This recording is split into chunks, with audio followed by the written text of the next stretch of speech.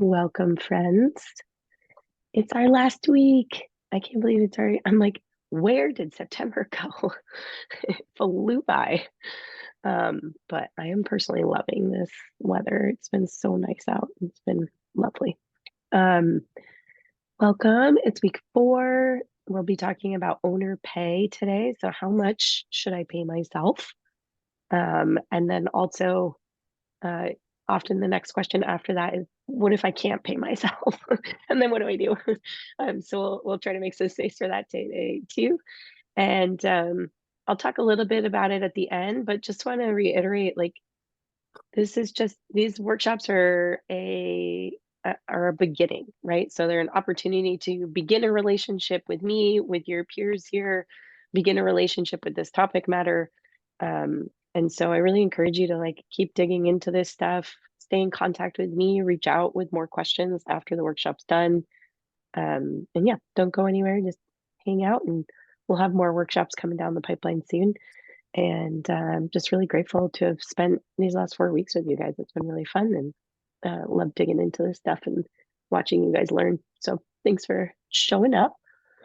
And all right, so we'll go through, um, put those in there just in case we had any new folks today. But it looks like we'll kind of skip over number 1 and just jump into number 2, some reflections, anything you guys want to share from the last week, any questions that were coming up. I also want to make sure you guys all fixed your spreadsheet. I emailed, I believe, each of you the link to the Loom video to fix the functions in your spreadsheet. And then it also went out in the email with the recording. So if anyone's still struggling with that, we also have Matt literally right there. So maybe he can jump in if we're still having problems.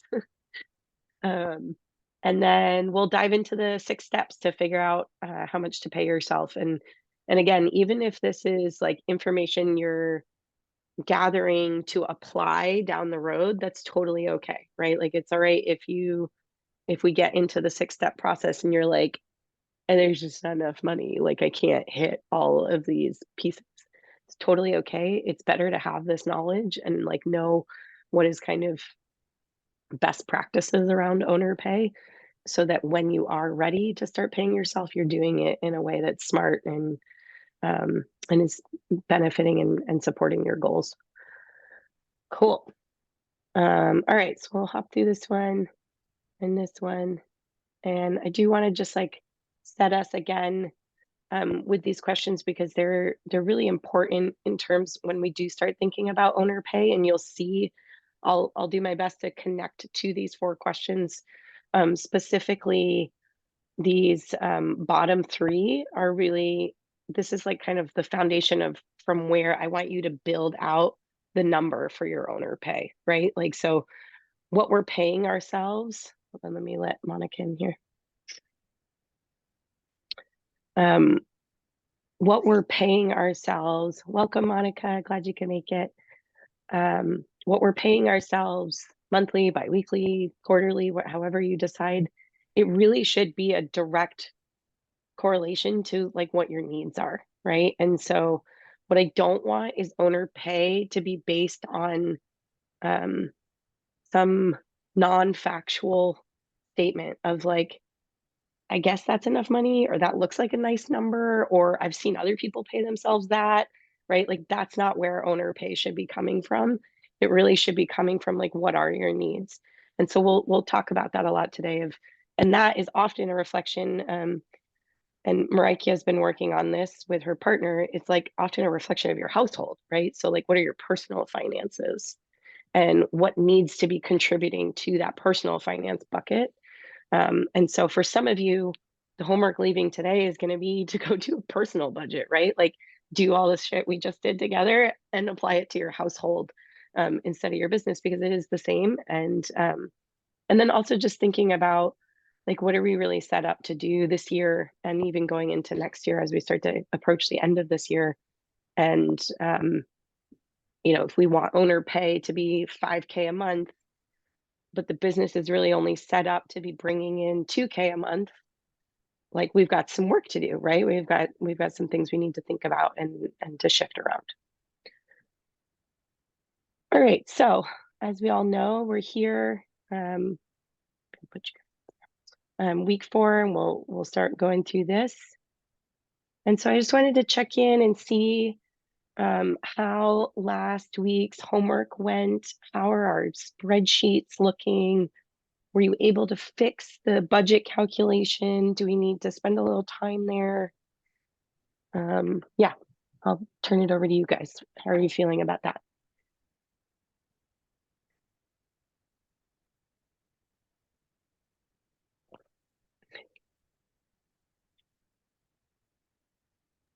I can go. Go for it. So I have an interview tomorrow for a job, and I don't know how much they're going to offer me. Yeah. And so it's this crazy like cash flow coming in. We know what my husband makes. But and then I have another job down the pipeline that won't start until Christmas essentially. And I'm just like, well, how much do I need? I don't know. How much should I ask for? And it's tricky because it's a friend, get into this like, oh, I don't know. Sure.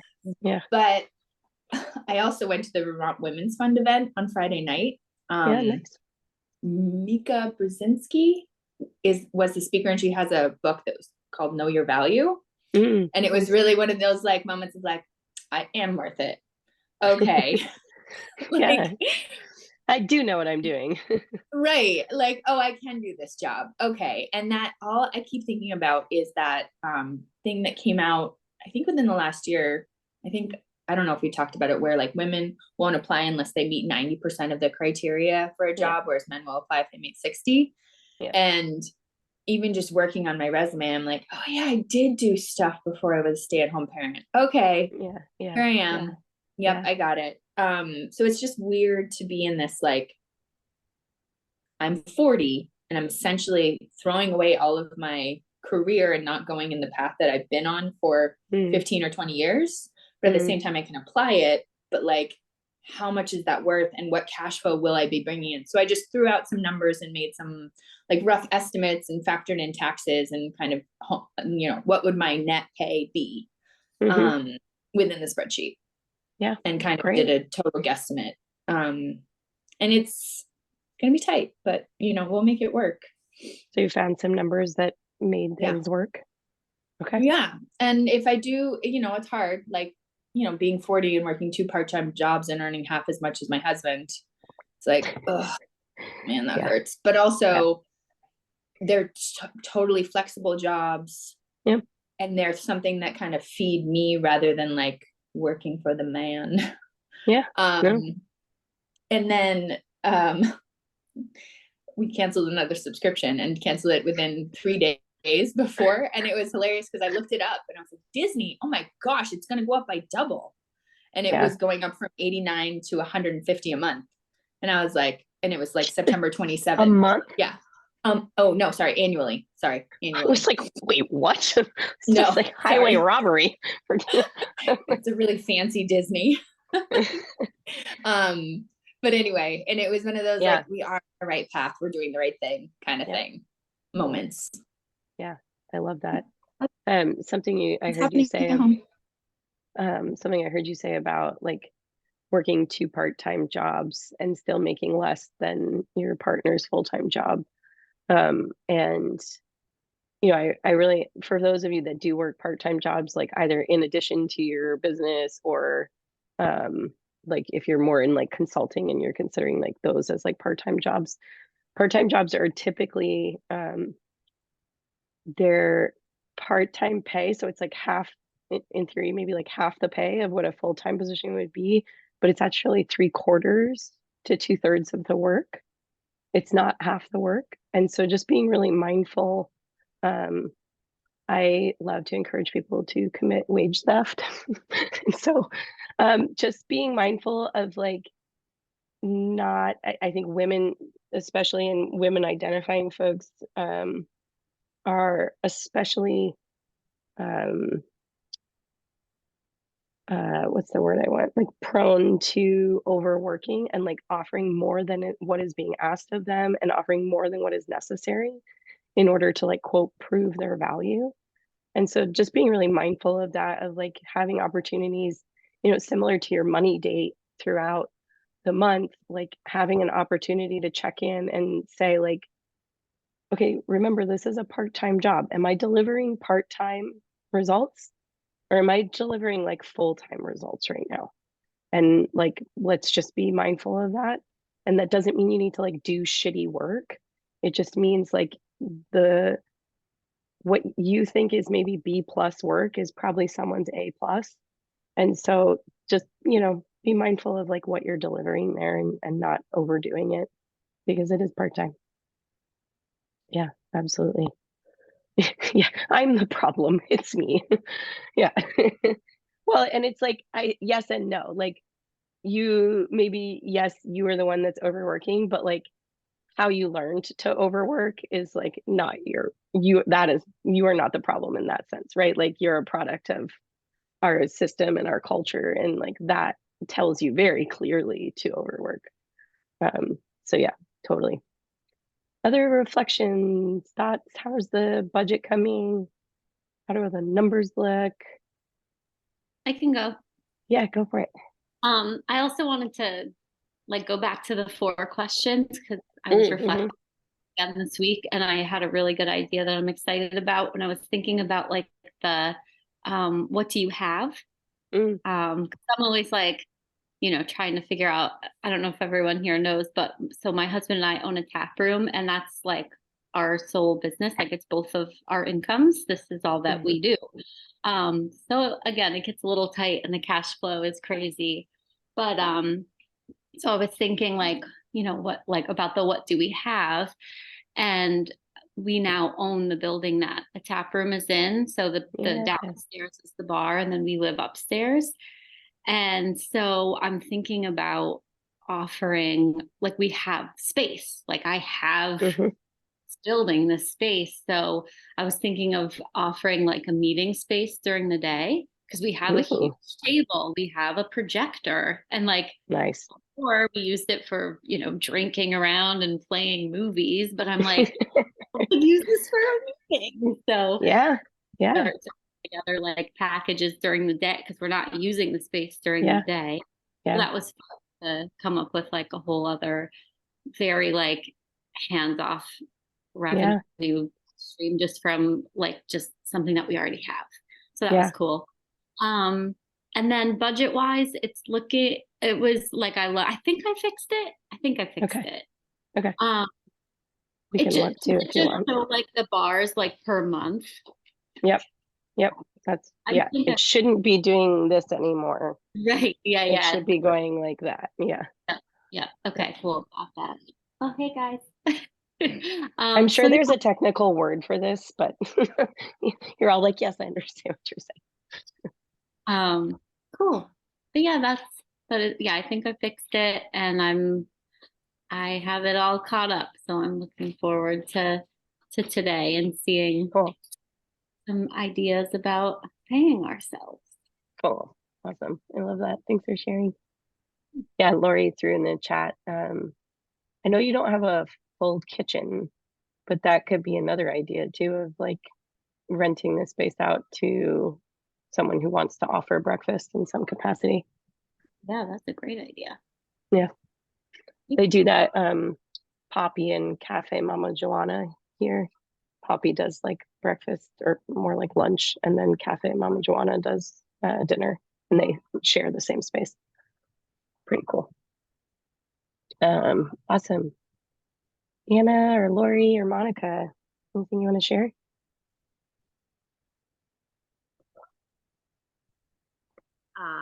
I'll go. I'm looking forward to hearing the ideas that you have to share about paying yourself, because I definitely, basically whatever income comes in, I'm just like, okay, yay, that's sort of a paycheck, but I don't really have a strategy, I guess, for things that I invest in, when I'm putting money out. I don't necessarily like if I really want to do it, or it's basically like usually things that I want to learn. And so if I'm just like feeling it, like it feels right to me, then I go for it, but it does that doesn't necessarily mean that I'm then able to like turn around and make that same income to like Yep. cover the expense. So Yeah, no, totally. And that's something we'll talk about is, setting up a business savings account. And so then like using and picking, I usually like to pick anywhere from like 1 to 3 things that I'm actively wanting to invest in a particular year. And then, breaking down like how much those things cost, how much do I need to save for those things, or do I like have the money already, or do I need to go make the money? And so we'll talk about that a little bit and dig into those numbers too. Yeah. Awesome. Anna, no worries. Take your time, get settled.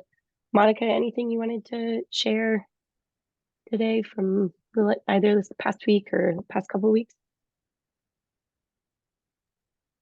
No, I don't have anything else to add, but I did fix the spreadsheet and fill everything out, and excited to be here. Awesome. Thanks, Monica. I'm glad that worked out great. And yay to Matt for making our little Loom video. All right, cool. So I'd love to know, just so I have like an idea of what we're working with, you can tell us in the chat, are you currently paying yourself? How are you paying yourself? Is it on a regular interval or is it sporadic? So I would say like, yes, I am paying myself. It's an automatic owner draw from my business checking account that goes straight to my personal checking. So I don't touch it. It just automatically goes every 2 weeks. And so, yes, it's on a regular interval and it goes every 2 weeks. Let us know in the chat where you're at right now, just so I know, and I can kind of tailor some of this. And seriously, no shame here. There's no like wrong answer at all. Okay, Marikia, you said Marikia. I said sometimes I want to say Marikia instead, but I know it's Marikia. I'm getting there. When I ran my business, I never paid myself. I'm never doing that again. Yes. Anna, you said if there is money, you pay yourself. Anna, if there is money and you pay yourself, how do you decide how much to pay yourself, or do you just pay yourself whatever, like the 100% that's coming in? Monica, you said yes, you pay yourself. Oh, go ahead. Yeah. I just thought I'd jump in. So Yeah, no, 'cause go I for was it. having a hard time like writing it down. That's totally Basically, fine. like it's more like when I need money, I take what I need if it's there. So yeah, it's Okay. very sporadic. It's based on need, and it is also based on what's there. And lately that's Okay. just been like every penny that is Yeah. available, I pay myself with it. Yeah. And is the you said, this question is more like just personal curiosity, because this was something that happened to me in the first, like at least first year, but maybe even now sometimes happens.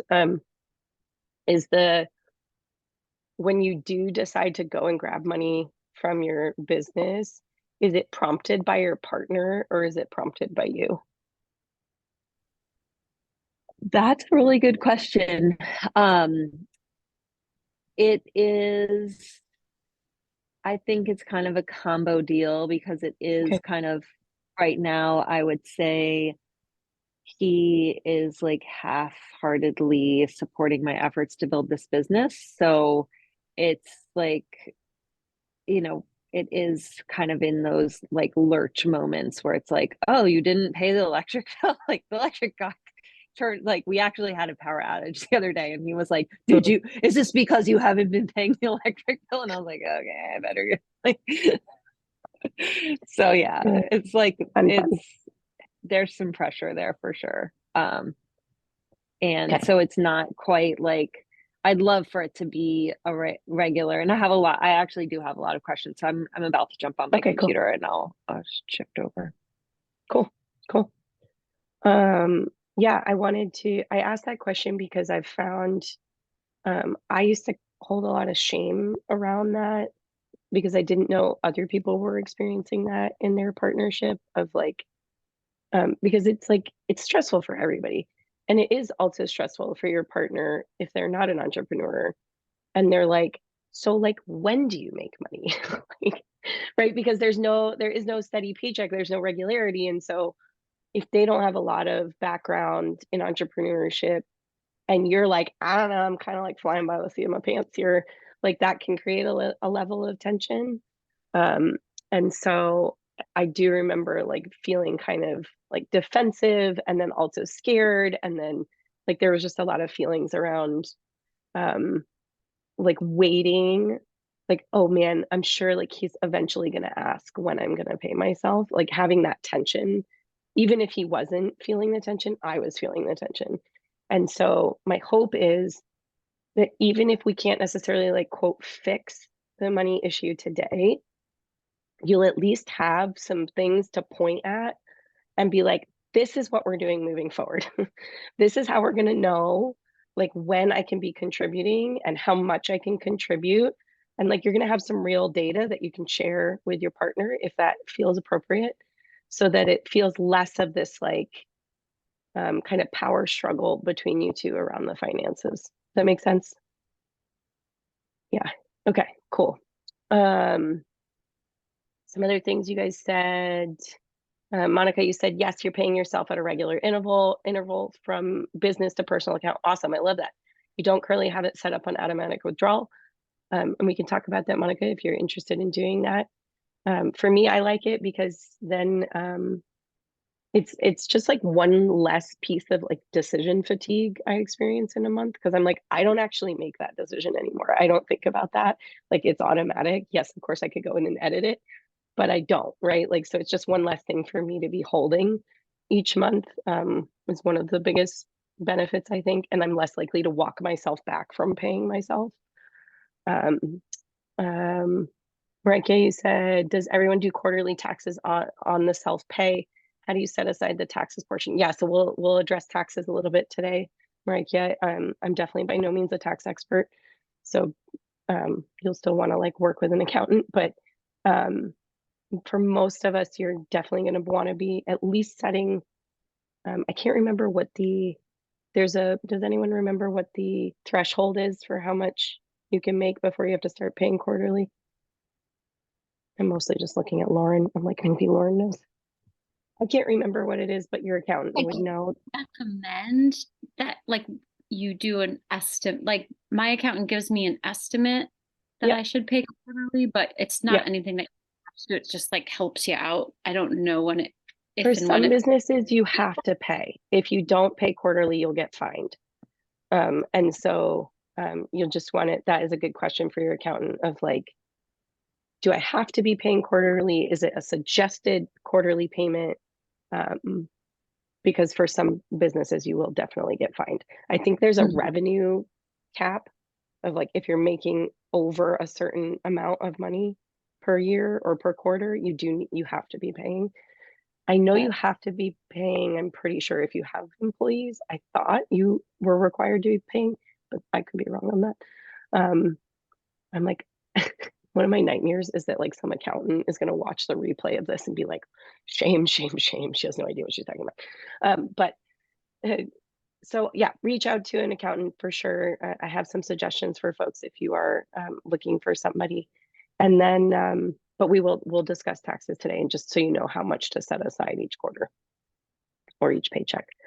Yeah, Lori, you were just reiterating that you've definitely gotten the quote, go make money talk multiple times. And Marika, you said same, your husband is infuriated by all your advocacy because it's all unpaid. Totally. Lauren, you said I pay myself weekly. I know how much we need for our household, but I'm excited to learn how to know when we can invest in other things besides the minimum. Yep. And Lori, you said money was never something we argued about before you taking the leap into entrepreneurship. Yeah, absolutely. I think it's and I'll just like speak from my own experience.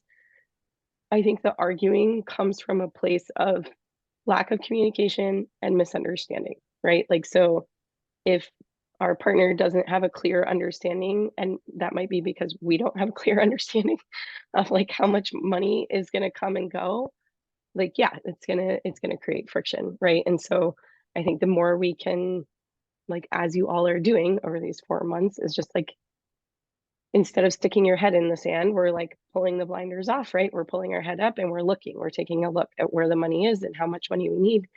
And then we can start to have an articulate conversation with our partner of like, okay, I crunched the numbers. Here's what we need. Here's how much I'm currently making. Here's how much more I need to make. And here are like the 3 ways I'm going to do that. Like, here are it's almost kind of like if you were getting ready to apply for a loan, right? Like, you would have like your statement of like, this is what I'm doing. This is how I'm going to get there. Like, we can have that for other folks too. There you go. Okay, so Mariah found on the IRS website, sole proprietors generally have to make estimated tax payments if they expect to owe taxes of $1,000 or more. And I'm sure everyone's like, how do you know if you owe $1,000 or more? So this is where it can be good to talk to an accountant. So right now we'll just talk a little bit about like how much money you should be setting aside to just feel safe and confident. And then I think, like, you know, there's always room to work with an accountant or an attorney and all those kinds of things. And it is dependent on like sole proprietorship versus an LLC versus an S corp and things like that. So you'll just want to make sure you've got that covered too. Okay, so let's talk about getting paid. Getting a paycheck is like one of the most rewarding things. I think it's something I take a lot of pride in, is like actually paying myself on time every single month. It feels really good. I feel like, oh, okay, I'm like, this isn't, and I don't know if this is more like a kind of like women identifying centric thing, but I'm like, it's no longer like a hobby. It's no longer just like this little cute thing I did. Like, this is like real. This is a real business that people respect and that are paying for my time. Um, and so it makes me so sad when I see small business owners like not benefiting, like not getting that reward, because it's a huge part of this, right? Like, you're doing all the work on your own, and then you're like, you should be receiving the reward of that work. And so we'll talk a little bit about that. So instead, often what's happening is we get into this place of frustration of constantly asking, like, how much should I be paying myself? How much should I be making?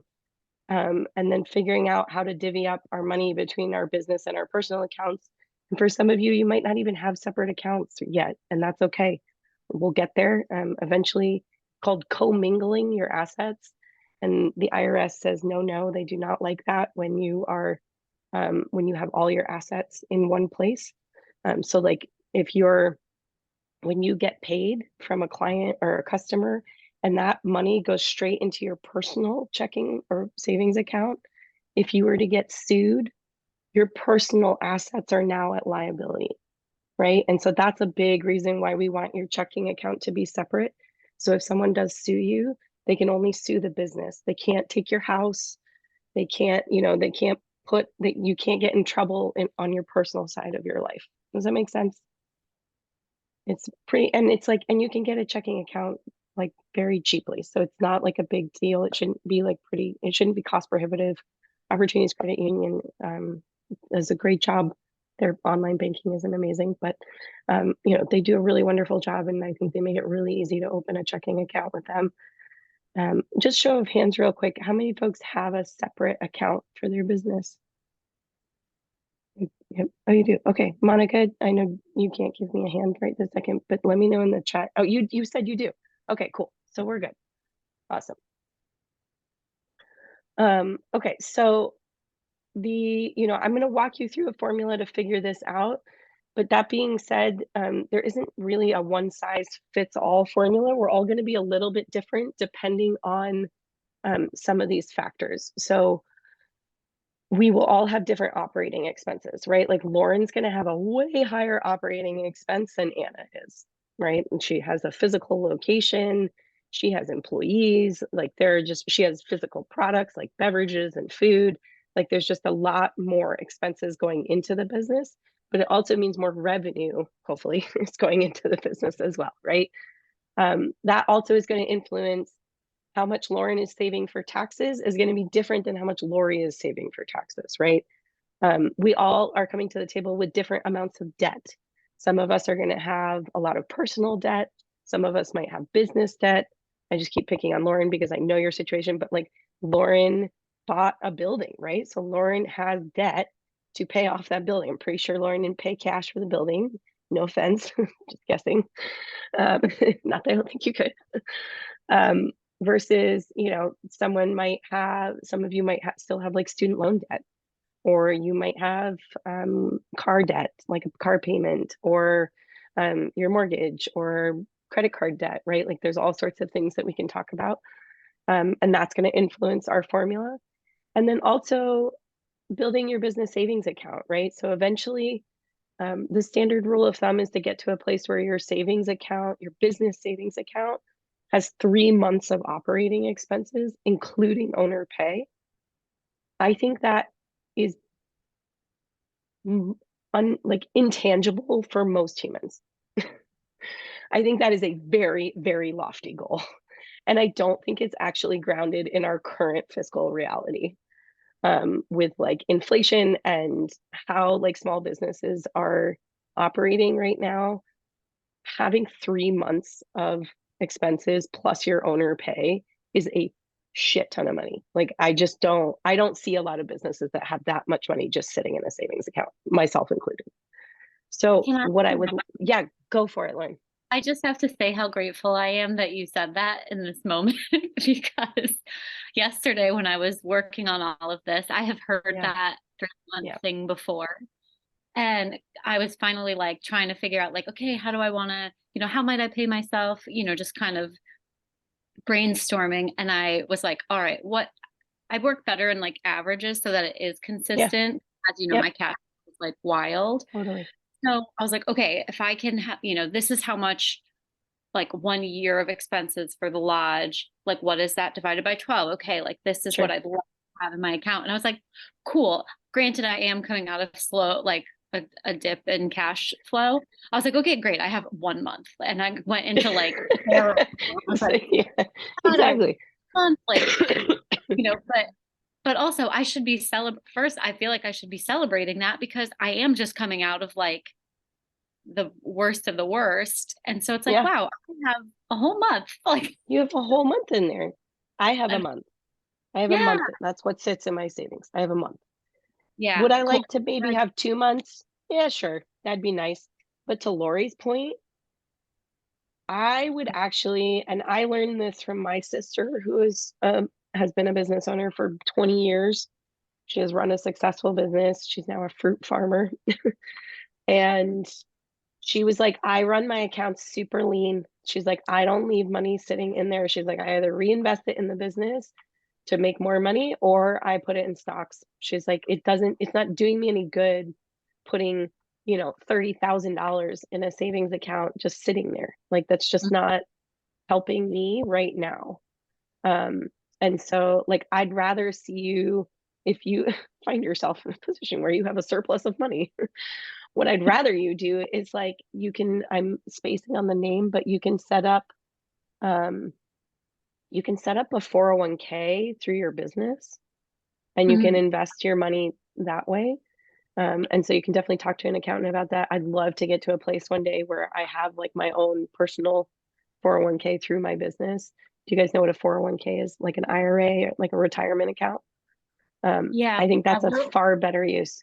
Yeah. Yeah. Go We're ahead. working with a financial advisor. We just started. Yeah. But I'm good. like, how this financial advisor set up? And I'm like, okay, now I just need to know how much can I give you without being afraid, so Yeah. And you might be afraid, yeah.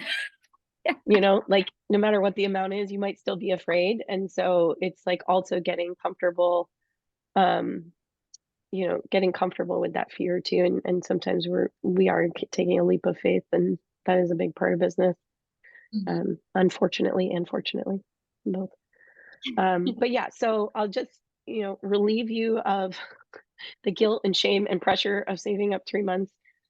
I'm sure if you go and talk to anyone who's in finance, they will say, shame, shame, shame, Emily, that's not true. But just know I've successfully run my business for many years now. I have never had 3 months savings in my savings account, and I don't know if I ever will. It's like, that would be a lot of money for me to be just sitting on.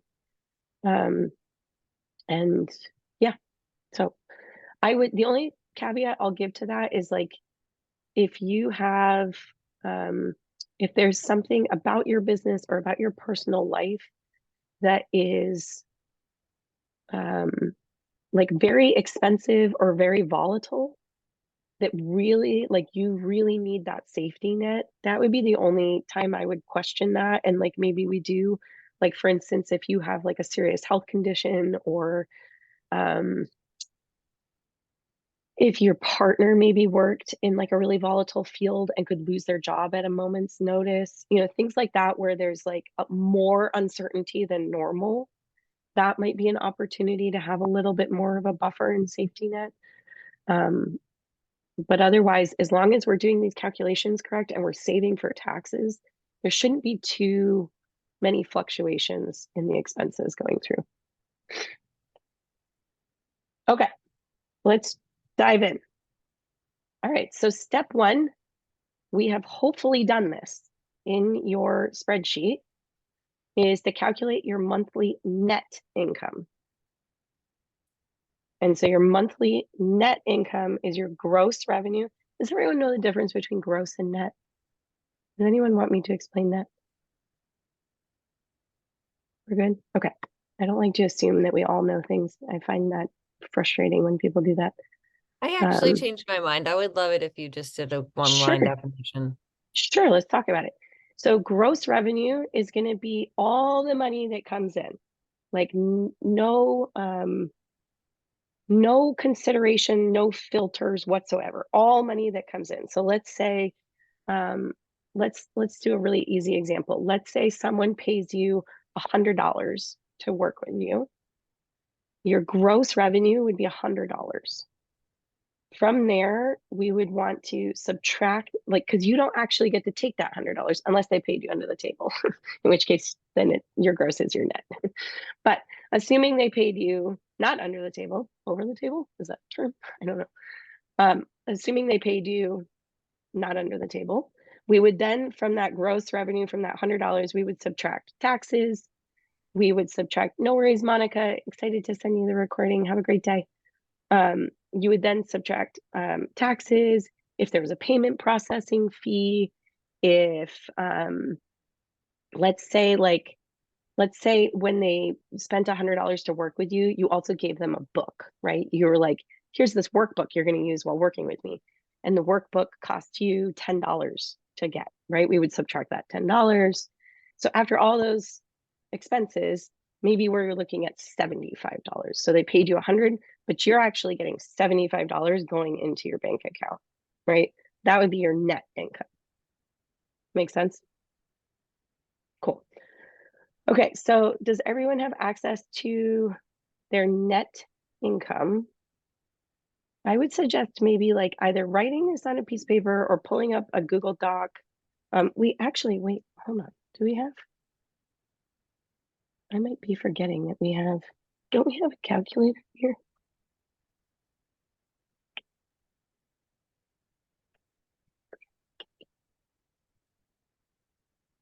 There we go. We do. I knew we had a calculator. I was like, I'm pretty sure I found a calculator last time, so you had somewhere to put this information.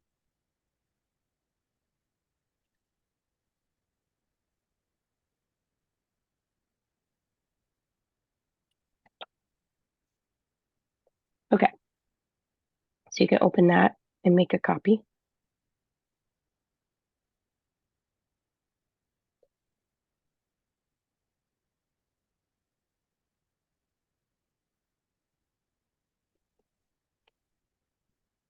Forget if we decided we were working.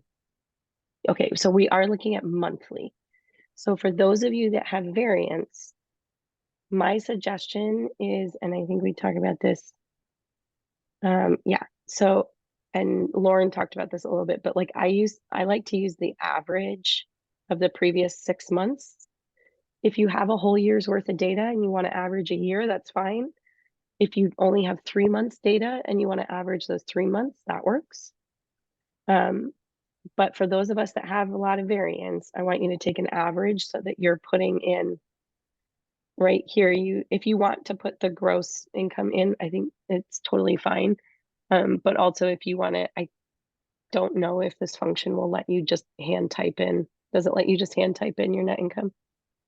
Or is it requiring, is that breaking the function?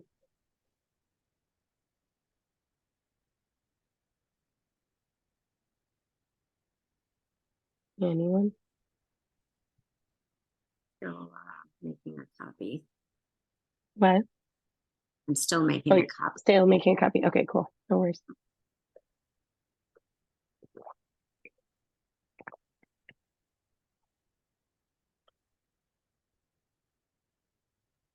So, would you recommend using this tool as like an overall, like, do we look, it says monthly net income. So we just look at the budget sheet and put in what we had for income and then put in what we had for expenses. Like, is that where we're moving these numbers from? Like pick a month and like move the numbers over from that month or? So what I would do is either, I would personally like take a 6 month, like grab. Do you mind like sharing your spreadsheet? Can we look at it? Or does that feel too much? Who, me? Yeah. Wait, She's what? like, absolutely not. We can ask Lauren if Lauren wants to, if Lauren's okay with us looking at, can we look at your spreadsheet? Yeah, okay. Will you throw it in the chat for me?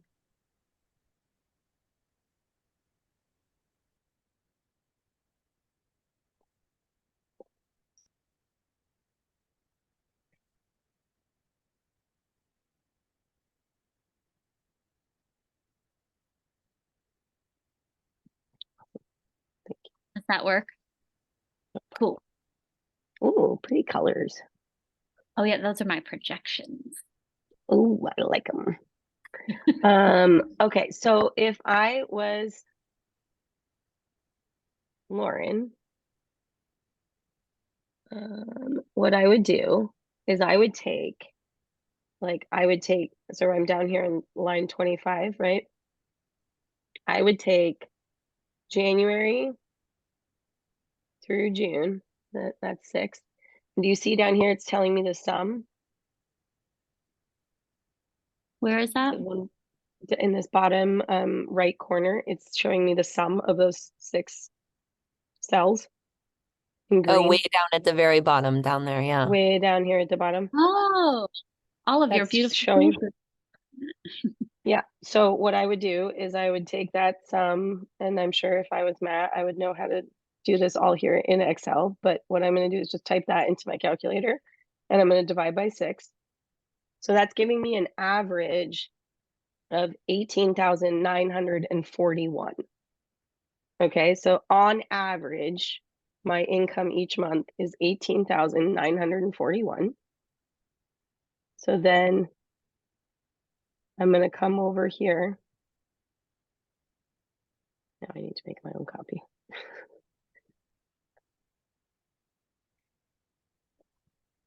So I'm going to come over here and I'm going to put that in. I'm going to go 18, 9, or 1. Okay. I think I'm just going to take cost of goods out. We're just going to put that, I'm just going to do that 0 because we've already got all of our expenses together in one spot. And so then I'm going to come down here. And what I do is I click on this cell and I hold the shift key down on my Mac. And then I click on the June cell. And so now that's telling me my expenses. Right, so I have 106, 647, and I'm going to divide that by 6. And so I'm going to come back over here. Excuse me.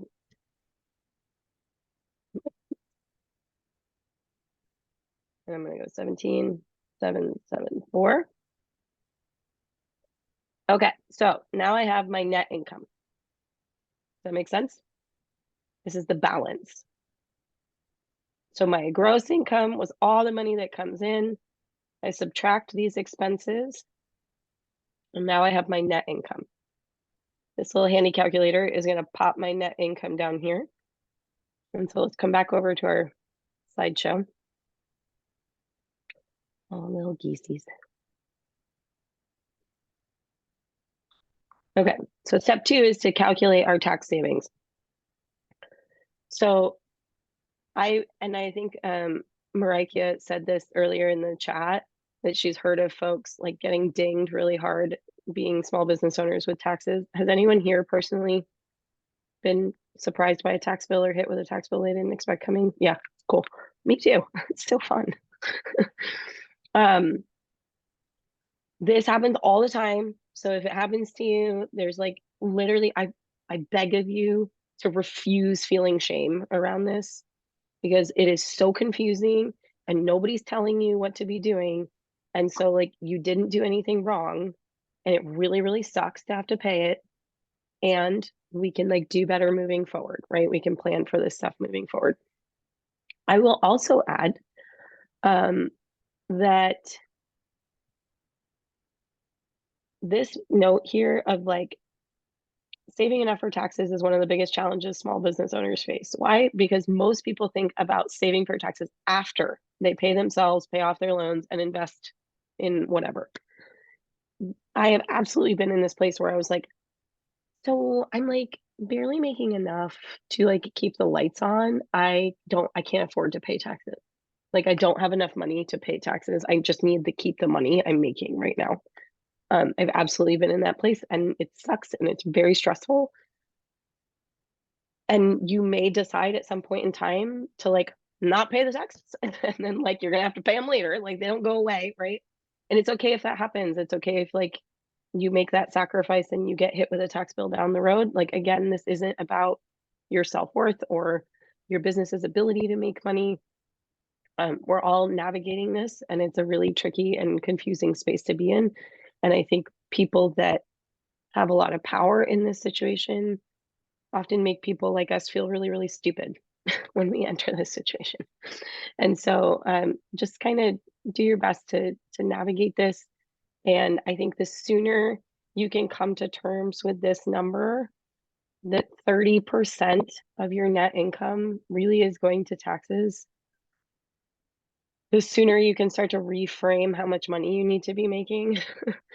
I know for me, it was like for a while, I was like, that's insane. 30%, that's like practically half.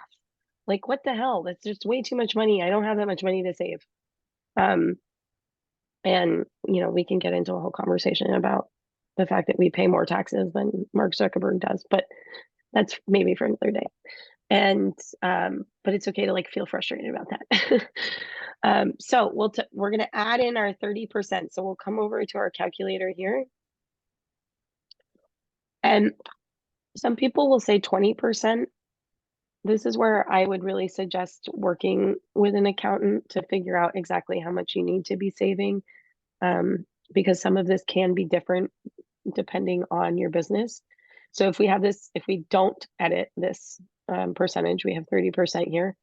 So every month we need to save $350, right?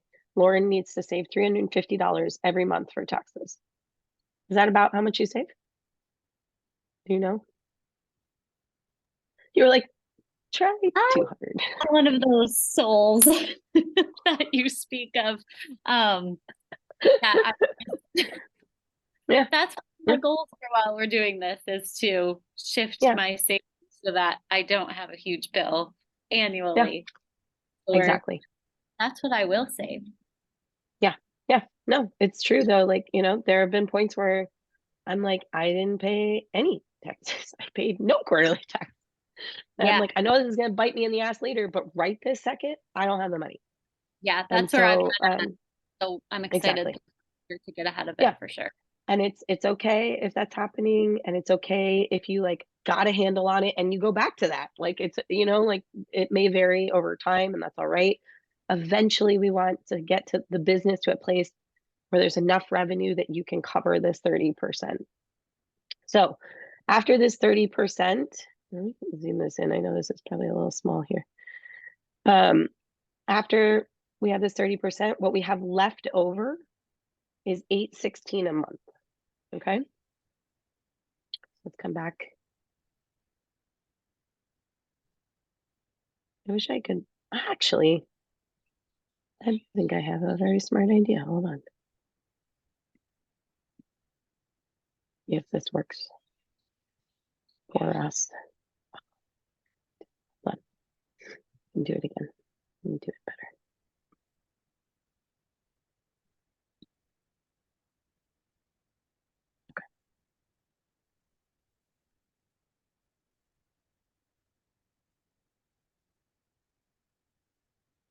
All right, can you see these both okay? And yeah, I can try and zoom in on them. There we go. Look at me, I'm so tech savvy. Okay, so the next thing we're gonna look at is debt. How many folks have business debt specifically? So like loans for the business. Okay, cool. Do you mind sharing with us, Lauren, your debt? Not. Okay, cool. I have a monthly payment Mm-hmm. and it's That's what we want. for How many loans do you have? just one. Just one. Okay. It And it's is 400. 482, I think, it's the monthly payment. Cool. All right. That So I'm wouldn't just gonna. that wouldn't be in my expenses. That would be a separate. I feel like that might already be in my expenses. Oh, did you put it in your expenses? Potentially, but for this, it's a like just keep Well, on. we can just subtract it. So that's true. Are you sure it's part of your expenses? You are. Okay, cool. So let's do. Do you guys ever do this where like on Zoom, like people's faces are in the way and you try to like get under them? I'm like, wow, what is? I'm just glad to know I'm not the only one that's like. I was like trying to see. Oh, that was hilarious. Okay, so I think what we can just do is go like this. Equals. You said 482. I think I did that right. Okay. All right. So now our 482 is in. So that should have like bumped up. Yeah. So that bumped up our owner estimate. Okay, cool.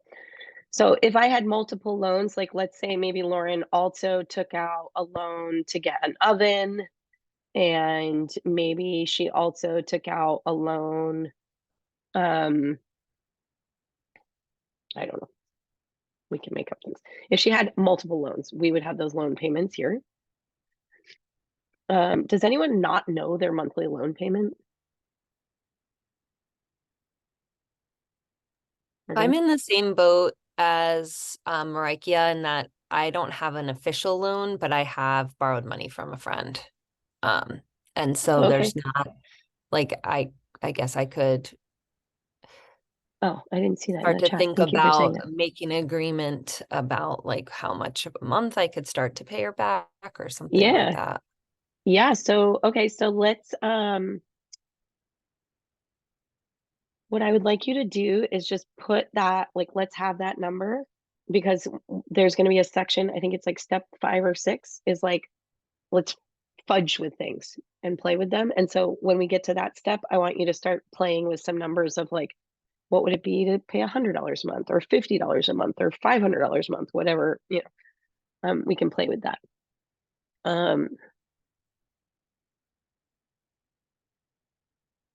Okay, cool. Sounds good, Marikia. Gotcha. Okay, great, cool. Yeah, so we can factor that business debt in too. Okay, so we did that. Step 4 is going to be to set up a savings plan. And for some, you know, similar, this requires a caveat similar to the taxes one. For some of us, there is no savings. Like there's not even enough money to pay ourselves, so there's not even a savings. But what I would like you to think about is like, um, what would you like to be saving? So like, let's just play with that idea of like, what would feel good to be saving? And I'm a really big fan of even just save $5 a month. I actually have this. You can do it this way if you want, right? Like put $5 in every month. The act is almost as important as like what's actually going in. This is true also for owner pay. I would rather you have an automatic withdrawal of $5 every 2 weeks than have nothing at all. Because the ritual of paying and saving is really powerful, and it's going to be so much easier for you to increase that $5 owner pay to $20 than it would be for you to start paying yourself $20, right? Like these incremental steps and adding is a lot easier on us, like emotionally, than just coming out the gate and being like, okay, I'm paying myself $5,000 now, right? Like let's start and we can just start growing from there. Okay, so the savings plan, here are some things, and this was Lori, your question was around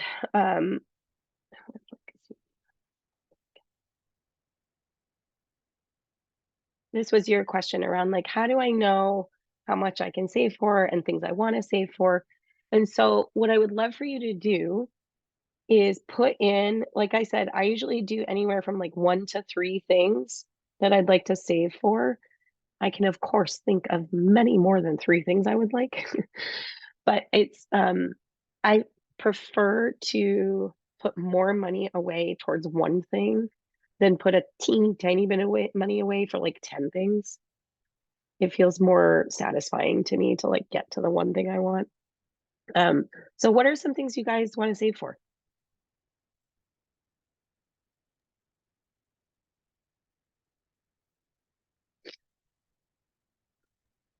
I'll I go. will, oh, go ahead, Yeah. Lauren. Go, Anna.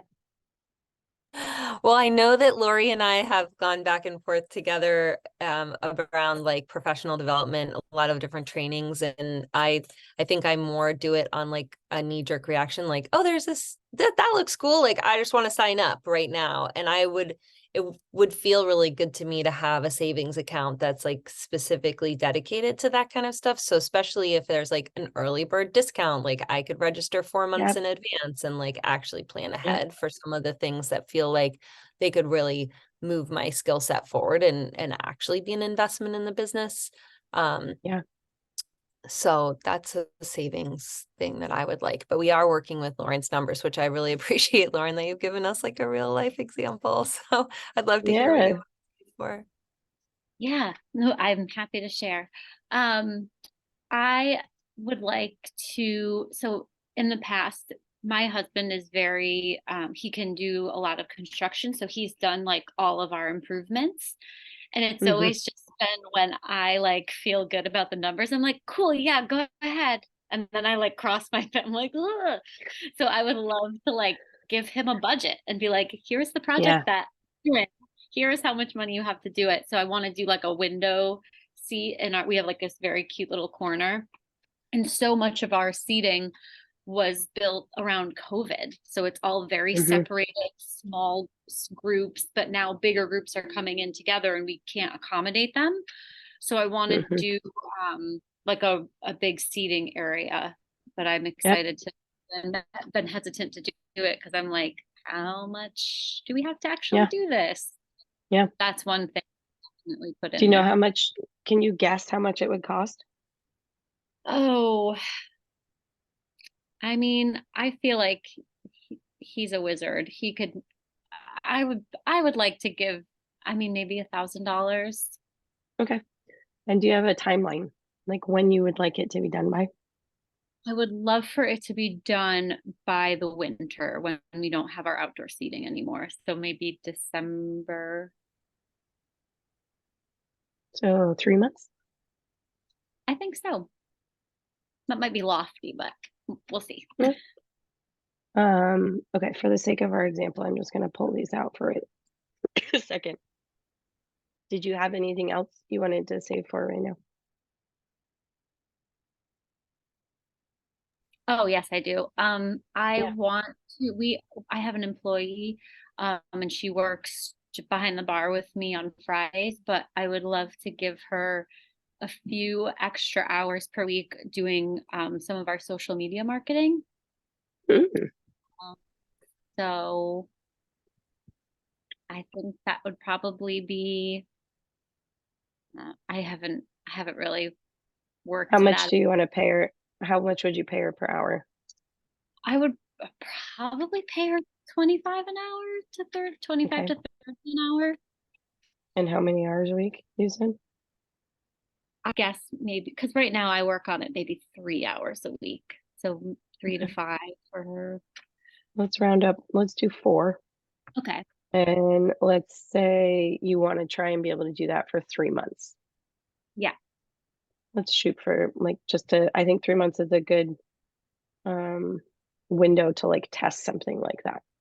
Okay. So our savings goal would be about $1,200. And when would you like that to start? Hmm. As soon as possible. You're like let's right say, now. yeah, literally that I've been wanting to. Let's say with the new year, we could say January. Okay, so 4 months, Sure. or is that 3? No, wait a second. Okay, so with this example, and this is a really good example. So if we say we want both these things to happen by this time frame, and we're guessing they cost this much, what's left over for Lauren per month is $38. Is that enough to pay yourself, Lauren? Oh, wait, is your pay in the expenses? Oh, okay. This is a slightly warped example. How much do you pay yourself? Do you mind telling us? You're on mute. I can figure out that average. It's different. So I would go to my where does that live? Oh, okay, here it is. So expenses. So I'll just do that average thing you just taught us, the Yep. January to June. Yep. And so I highlight it all. Oh, there it is. So 37,769. 37,769. Would you need the total number or the average? The average. So divide that by 6. Okay.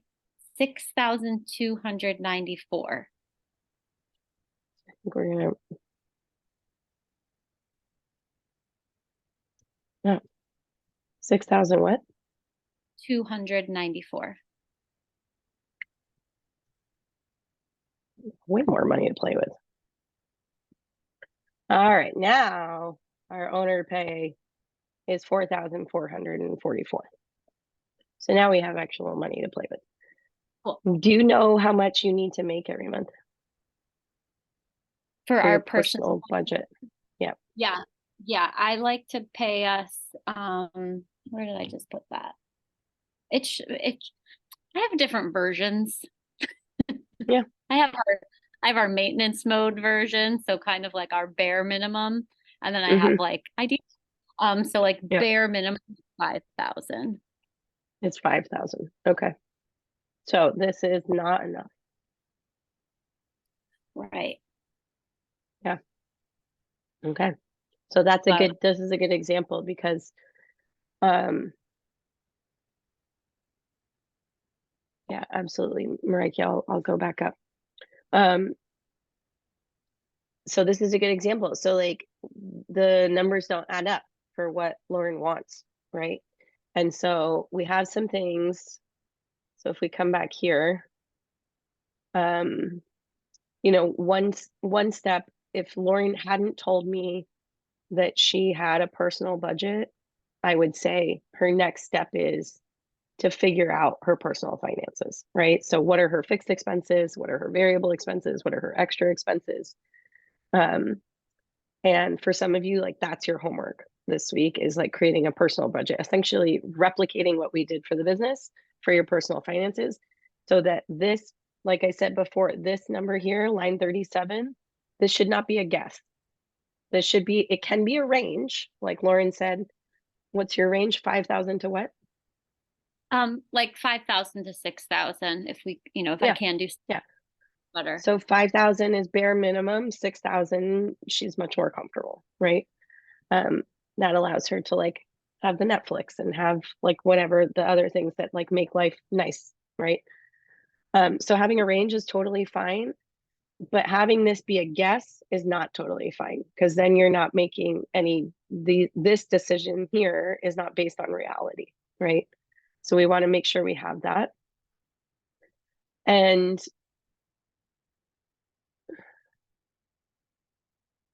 so what's happening, I'm just going to kind of move us forward here to, let me come out of this so we can come back to our slide deck.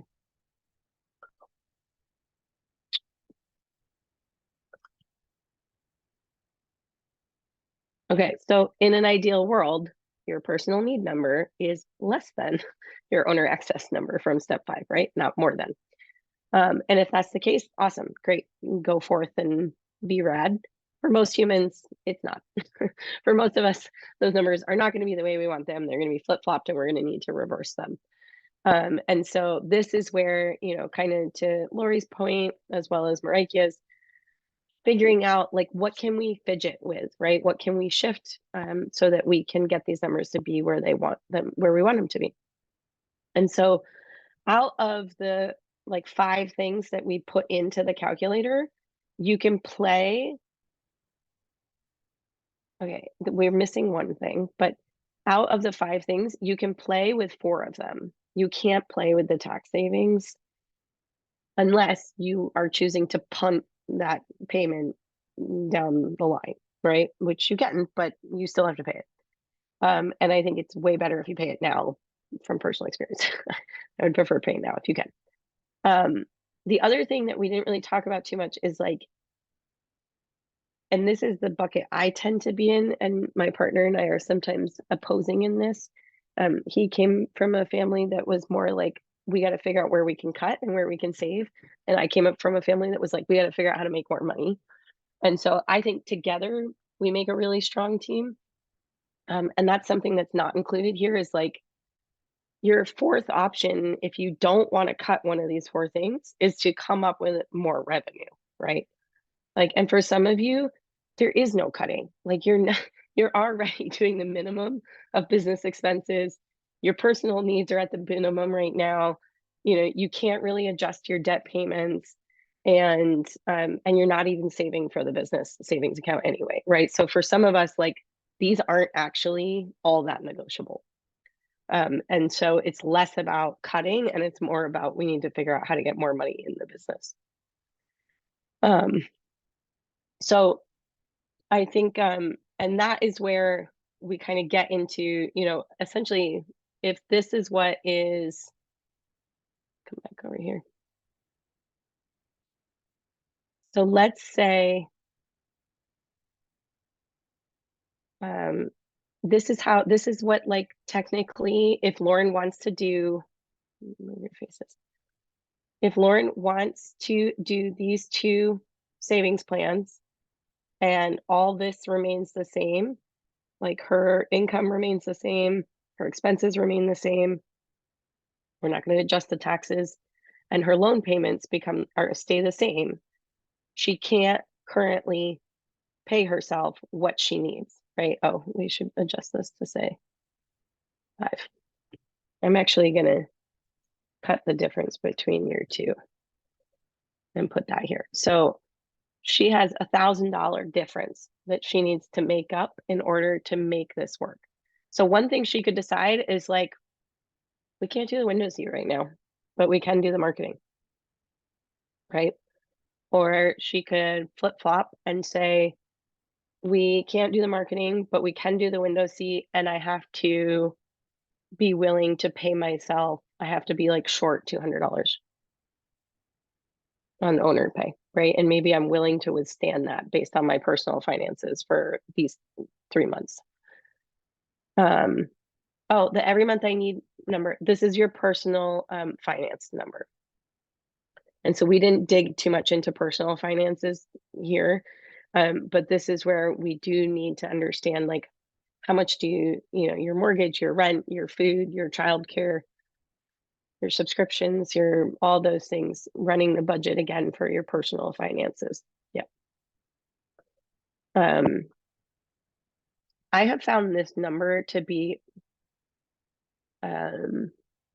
surprising at times, whether it was like less than I thought it was, or I guess for me personally, I've always had a better grasp of the business's finances than our personal. I don't know if other people have felt that way. The personal seems like more elusive, more emotionally charged.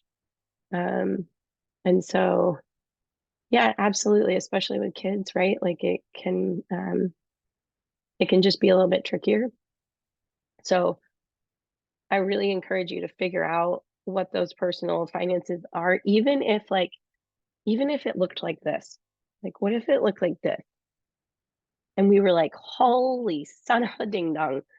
Like, we are really in the hole, right? Even if it looks like that, at least now I know, right? At least now I have an actual number to work towards. Because if I have no idea what that every month I need number is, I can't fix it. I can't fix the business to be able to meet those needs. Anna, you okay? Your face is making faces. That's so funny. I was like, okay, just going through all the questions I have for you. I'm like, I'm like, oh no. Yeah, totally. You want to share? Yeah, sure. And this might take us like down a couple of different rabbit holes, but so much has happened just in the last 2 weeks, and I really appreciated this my second time through this, and if and when you teach us again, I will be here again because I hope so. I just keep want this to coming. all be like normal language in my brain, and it's still like Totally. sinking in. So what's happening right now for me is I am diversifying the income, like that thing. I really appreciated Lauren saying, like, what do we have? Right. I've kind of been in that place too. Like, what do I have? And how can I keep building on what I have and the skills and so things are looking really good, but it means that income's going to start coming in a lot of different ways. So just this week, like someone handed me a handful of cash. Like, score. Love that.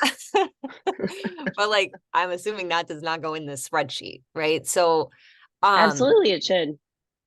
Okay. 100% it should. Yeah. If I'm getting paid under the table, like, should I? You're still getting paid, and it should still go in the spreadsheet. 100%. Yep. But like off the record, the IRS doesn't have to know about it, right? The IRS is not looking at your Google sheet. I promise. Okay. You. I mean, maybe they are. It's terrifying what they're doing these days, but I'm pretty sure they're not looking at your Google spreadsheet. And you not accounting for it is only hurting you. Okay. Okay, that's you need really to account helpful for that money. Yeah. Yeah, Lauren. Yeah, Lauren, go. My income line, I have a row for unreported. Oh yeah. Unreported cash. So there you go. In my, like, if I look at my actual books, like my QuickBooks books, my sales look like they're 15% lower than last year. But I also started not reporting all of my cash. So when I look at QuickBooks and Squares, I'm like, oh God, I'm making less and things are bad. But then I'm like, oh wait, I have cash. So I keep that separate. So like my QuickBooks books are different than like my real books, if that makes sense. Like this is how I make my decisions. And then QuickBooks is just like taxes, Very Yeah, good. so I'm wondering then about like leaving that part off of the calculator when I go to calculate how much savings I need for taxes. Like when I go to calculate that 30%, Oh. maybe not include the unreported line. Yeah, you could do that. You could subtract the unreported cash from that line from your, you could just add it as like subtract it from the expenses is what I was doing. Mm-hmm. And I mean, not, and I also understand, like, if I'm able, the more I'm able to save towards taxes, the more comfortable I'm going to feel in the long run anyway. So I do get that, like, there is a nervous system rest point if I'm able to save more, obviously. Yeah. But right now, I Yeah. definitely am on that. So what happened the last couple of months is that the first time I took this course, I did the calculator, I started a savings account for my taxes, and then I had to pay my bills, so I had to pull it all out. But the And account started. yeah, account's it is. there, And right? it has a minimum balance before, like, if I go below a certain amount, they'll start charging me like monthly service fees. So I've at least kept it above Exactly. that much. So I'm like, okay, I'm Yeah. not going to pay the service Great. fee. I'm going to keep it at least above this line. Yep. So it started. There is something in there. Yep. Good.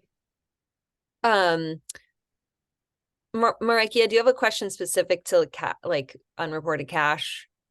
Or do you mind if I ask one more question first? Okay. So then the other two chunks of income that are coming in are, like I said this last week and I haven't fixed this yet, but I have a lot of different channels for income coming in. So Yeah. and especially when I'm doing like private care where people are paying me like outside of like signing up for a course or something where it's going through like an official channel, I have been accepting Venmo because it is easy for them to just send me Venmo of the like, okay, I worked for 3 hours here, and they're just like, boom. Yep. So that feels like that all needs to be reported. So I have kind of these like this other sort of quote unquote cash that's coming through like PayPal or Venmo or Square where people are like paying me. But then there's a third income stream, which is like more like a job where I'm actually going to need to fill out a W-2. I haven't gotten paid for that yet, but I have my first gig on Friday at the Fletcher Free Library, or I'll be working at the youth circulation desk, and they're going to give me a 2-hour paid training on Friday. So I know I'm going to be filling all of that out. And so that income is going to be coming in, but that will already have taxes taken out of it. Yep. Yep. So I'm like, so again, like all these different things, should I count like the Fletcher Free Library pay? Should that just be my personal pay? Like, should that just go straight into my personal bank account, or should I have it go into a business bank account and account for that? Like, I know mine goes into so I'm a W-2 for opportunities, and mine, I have it set up going into my business only because the only reason I have it going into my business is because I had already set up my owner draw. So, and when I say owner draw, that's just like $2,000 leaves my checking account, my business checking account every 2 weeks and goes to my personal checking, my joint personal checking account with my partner. And that just automatically, and that was already doing that prior to me getting the job with opportunities. And so if I then made the opportunities also going into my personal, I'd be paying myself like double what I ought to be paying myself. So then I would have to go either cancel or fix the owner draws. So out of ease, I just made the W-2 payments go into my W-2 go into my into my business. But since you don't have an owner draw already set up, I might just have it go to your personal and like not worry about like not, it might just be over complicating it, because then you could just like not include it. What you would do, so like you would not include it in these calculations, but what it would do is it would adjust this every month I need number. So like if you were, let's just say for like ease, you were you knew you were getting $2,000 a month from the library. So like this number would come down to 6,000 instead of, it is truly 8,000, but you're meeting 2 of it from the library. Does that Got make it. sense? Okay. Yeah, that's really helpful. That's what I would probably do, so you don't have to mess with like, because you're right, the taxes are already coming out of it, and yeah, then it's less complicated. Okay. The And then I Venmo, guess, yeah. I just want to note the Venmo and the PayPal, unless are Venmo and PayPal sending you, what is it, like a W-9 or whatever? The W-9? Are they sending you a W-9 to file? I think, Because if they're not, then that's under the counter pay. oh, really? Okay. Yeah. You're not Okay. technically supposed to be doing it, but if they're not sending you a W-9, they're not counting that money. Okay. It depends on how you originally set up the PayPal and the Venmo, whether you did it I'm for assuming business, it's your like your personal. your tax number in for your business. Yeah. And then they'd Yeah. send you all that info at the end of the year. If you didn't do that, then it's on your personal. Got it. I think PayPal, I did do that. And but I only started using it in January, so I don't know yet. Like I haven't gotten a W-9 yet from them. So but I'm Yeah. guessing I will, because I did set it up as a business account. Yeah. But the Venmo is my personal. Yeah. So the Venmo I would count as under the table cash, and then the PayPal I would account as its own line item. Okay. Yeah. And I guess, and I can ask this, I can circle back to this once I have more evidence, but I'm also curious about that line too of like, it's a hobby or it's a business. And so like, is Yeah. there ever a point when you're like, actually, I just want to take this under the table and put it above the table because I want to show that I'm like running a business? Absolutely. Absolutely. So one instance, like, and I don't think you're necessarily, anytime you need to be able to go into debt, you need to be able to show income. And so if you're Right. hiding that income, that's working against you. For instance, when we went to take out a mortgage, they wouldn't even consider my income. They were like, yeah, no. Yeah, And that's cool. so we ended up like, and that was really frustrating. And if I had been, but it was like I was under reporting so that I would pay less in taxes. But then when we went to apply for a mortgage, they were like, you don't make any money.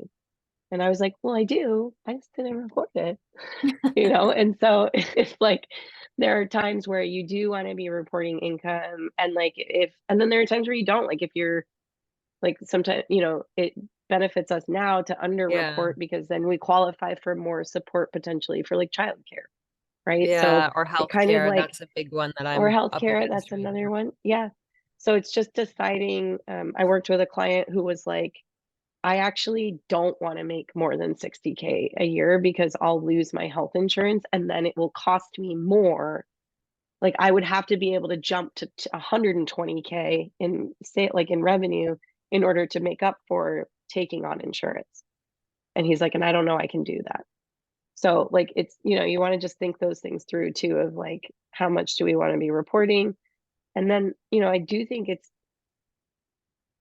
if your business is here for the long haul and like you really want it to be a substantial contributor to your household, on average, you're going to want to lean towards more like official streams of revenue than not.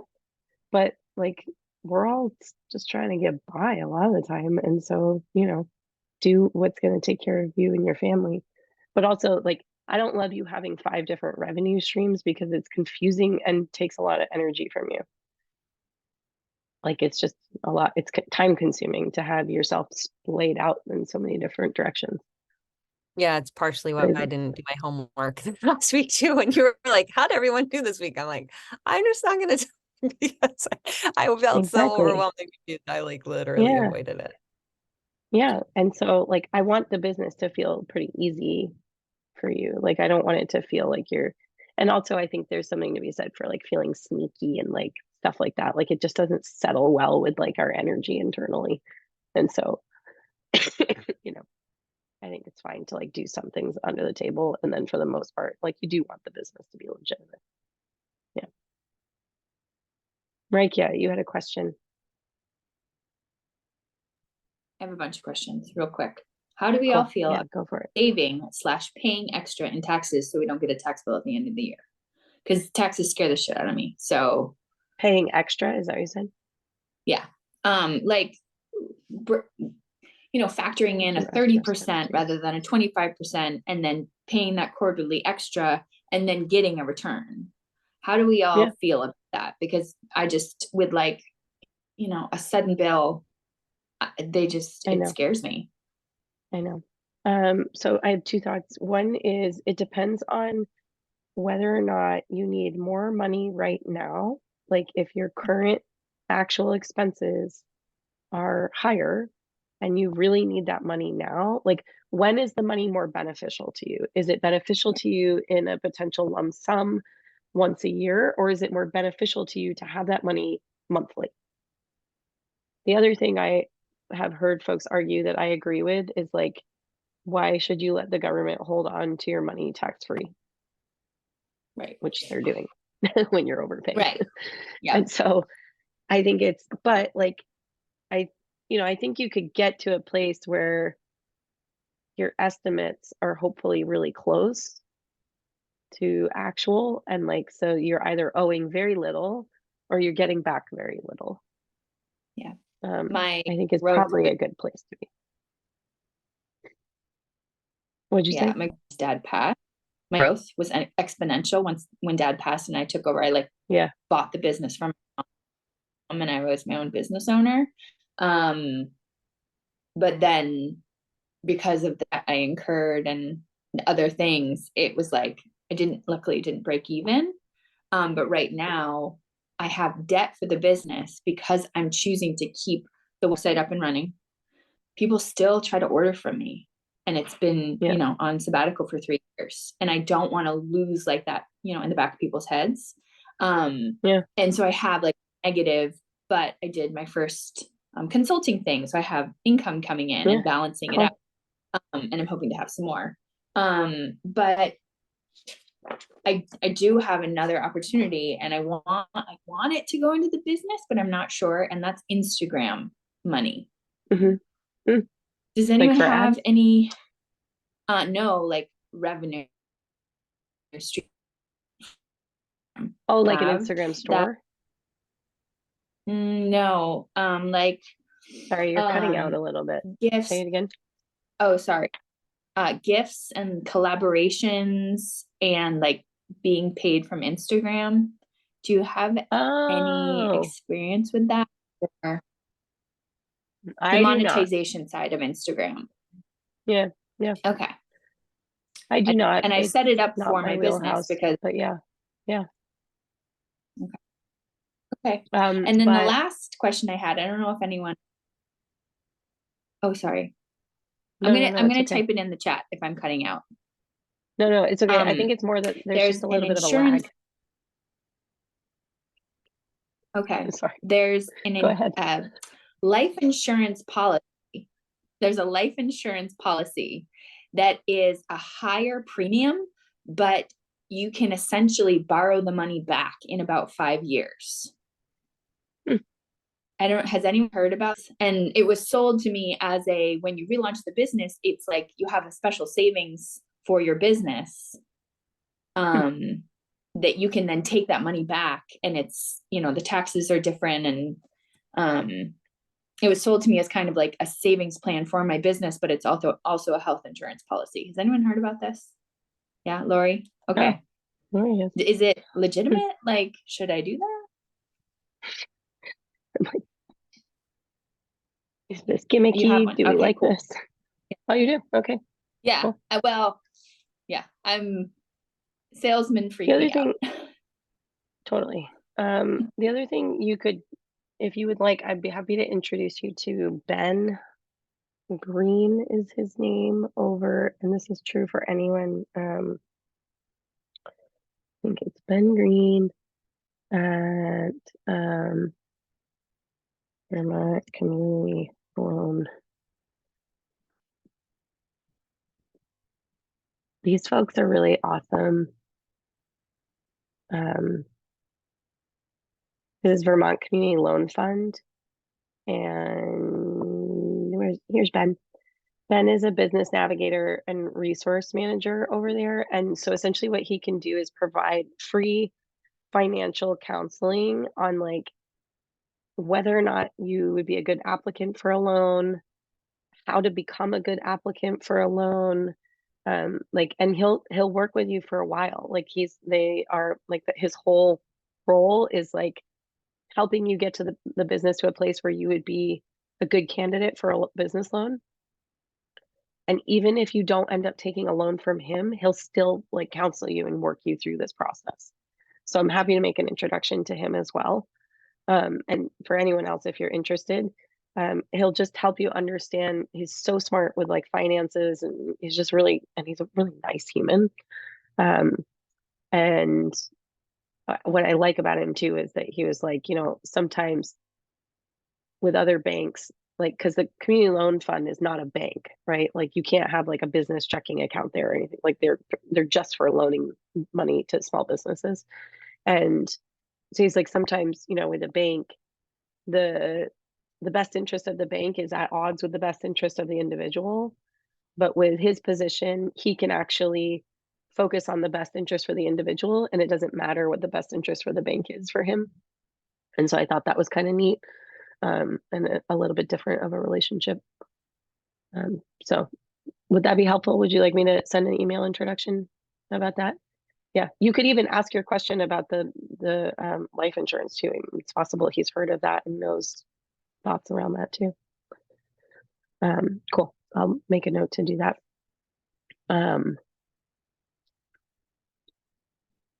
Other questions? Thoughts? I have to wrap us up. You were asking for, Mariki, I think you were asking for step 2 and step 3.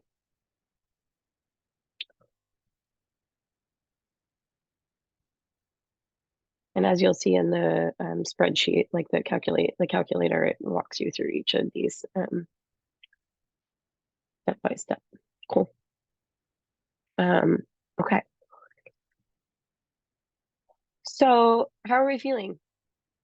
Let me stop sharing my screen so I can.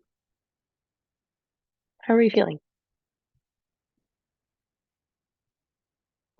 Is anyone feeling really depressed and sad and anxious? Yes, thank you for sharing. Do you want to share a little bit? You don't have to if you don't want to, but I'd love to give you some space to just verbally process what you're feeling. And or cry on camera.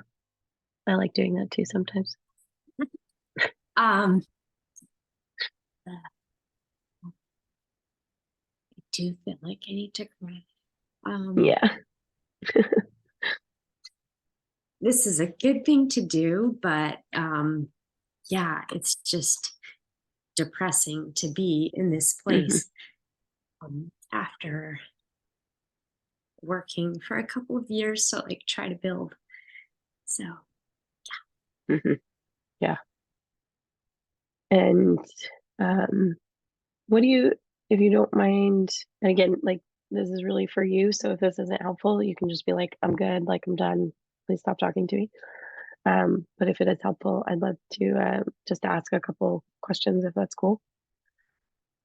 What do you feel like is the biggest kind of, maybe not even biggest, or just most pronounced today obstacle for you making the money you need to be making? What feels like it's getting in your way the most? I think knowing what's going to be the most effective way to like find people and serve people. Yeah. And then like Anna, I have a few other things going on to like try to bring in some income as I'm building. So there's like, you know, finite time for me to actually be able to build. Yeah, totally. Have you had moments in your business where it's felt like things were working? Even if they were like brief, fleeting moments? Yeah. Yeah. Okay. What was going on? What was working?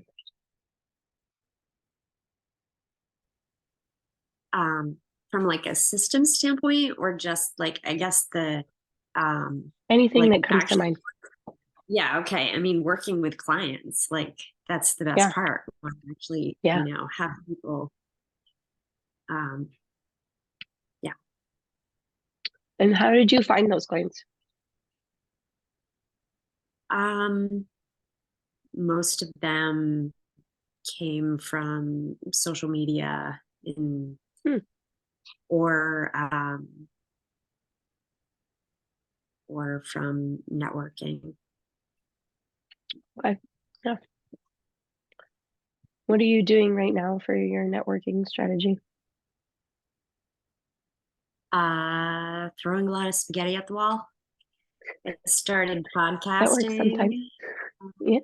Yep. I'm just like What do you mean trying by all the things. broadcasting? Yeah. Podcast. Oh, okay. What do you like to do for marketing? What feels fun?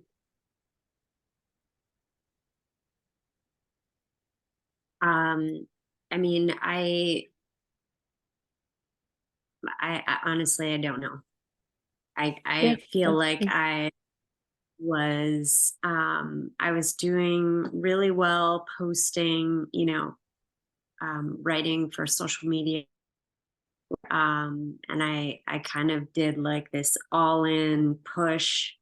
And I just got so burnt out. Yeah. So, so I've kind of backed off from it quite a bit. Mhm. And just looking for ways. Yeah. I think Anna can relate to that feeling recently, right? Yeah. How can we help you today? What would feel good to leave with? What would be helpful? I think I just need to like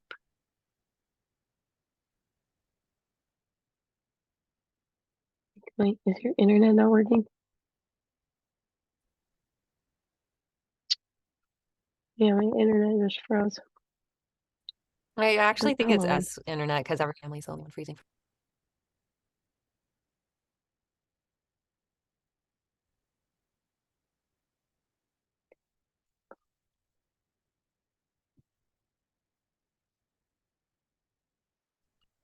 Ah. Oh my God, I Yeah. really hope we didn't lose our recording. That would stink. I'm so sorry. I don't know what's happened, but my internet all of a sudden went wonky. I didn't get to hear your answer.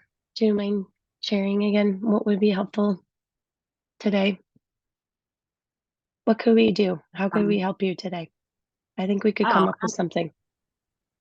no, I'm good. I'm just processing Yeah. that Molly said so. And I'd be quite all right if like you lost the recording. No way, dude. Because honestly, where you're at right now, I guarantee every single other human on this call, myself included, and anyone watching this recording has been where you are at least once, if not dozens of times. Like dozens of times this week, actually. Exactly. And it's Tuesday. um, if I may, I'll offer just a couple thoughts. I know we're a little past time here, but I don't want to leave without feeling like you at least have some support, or at least know that we're here and we're hearing you and we're rooting for you. I have found that I am the least successful in business when I am the most occupied with thinking about how other people are doing things and what other people want. And I am the most successful in business when I focus on what I want to do, what's fun for me, what feels easy, what feels authentic and real for me, whether that's marketing or sales or content creation or offer creation, it doesn't matter. If I focus too much on what I think other people want or what other people are doing, I don't make good stuff. I just don't. I make garbage. And then I get really frustrated because I'm like, why is none of this working? Isn't this what you wanted? Isn't this what you all need? But if I focus on what's really fun for me, like when you were talking about the social media, like social media is not fun for me. It just isn't. And so I don't really spend a lot of time there. Like I like posting in my stories. That's fun for me, but that's it. And writing emails is really fun for me. It's not fun for everyone. And so I really encourage you to think about like if there was like screw the budget, screw the spreadsheets, screw money, like what feels fun? Like what feels like a fun way for you to show up today? And like don't even necessarily worry about all these projections and months and years and all that nonsense. Like today, what would feel good for you today to do in terms of your business? You know, whether it's reaching out to an old client and checking in on them, telling your current clients how much you appreciate them, talking to somebody new, sending a newsletter, recording a podcast, like whatever feels fun for you. Screw all the other people. They don't matter. Think about what's fun for you to do because when you're having fun, you create really great shit. You automatically will. And that momentum is often enough to like get us going and carry us through. But when we get really wrapped up in like what we see, especially when we get wrapped up in what other people are doing, good God, that's just a whole bunch of nonsense. And that'll make you feel shitty really, really quickly. Because we're not them and you can't possibly replicate it, right? You can't possibly do what other people are doing because you are not them. You do not have their lived experiences. You don't know what's going on inside their head. And I've found half the time those people that are doing quote marketing really, really well that I'm watching, they're miserable. And so like, what good is that? You know?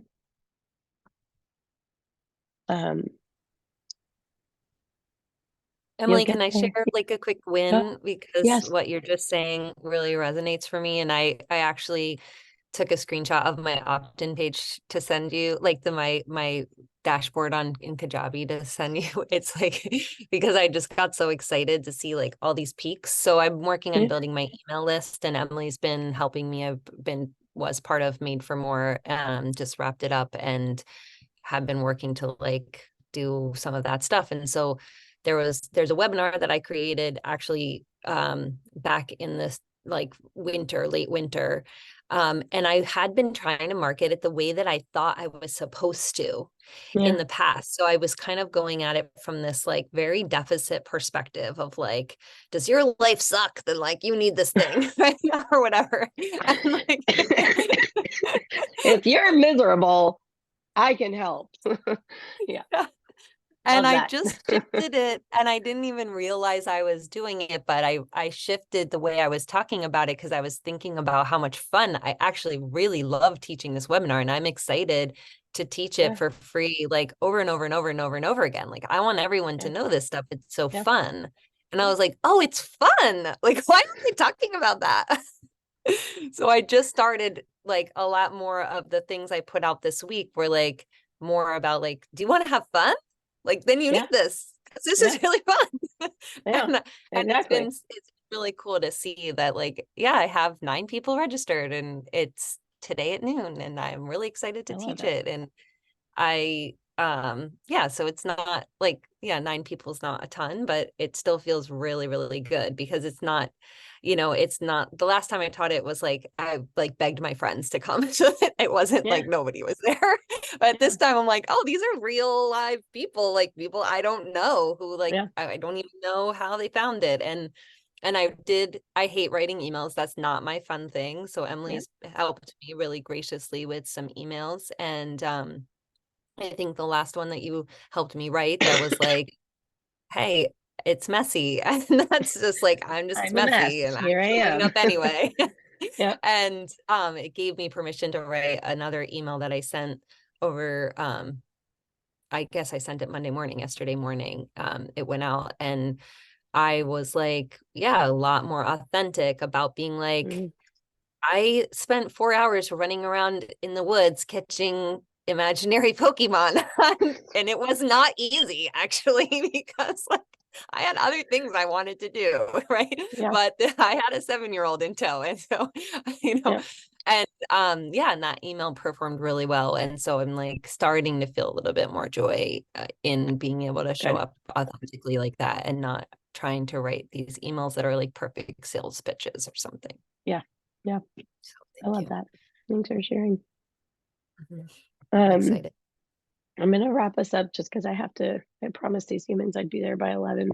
But this is not goodbye. It's just until next time.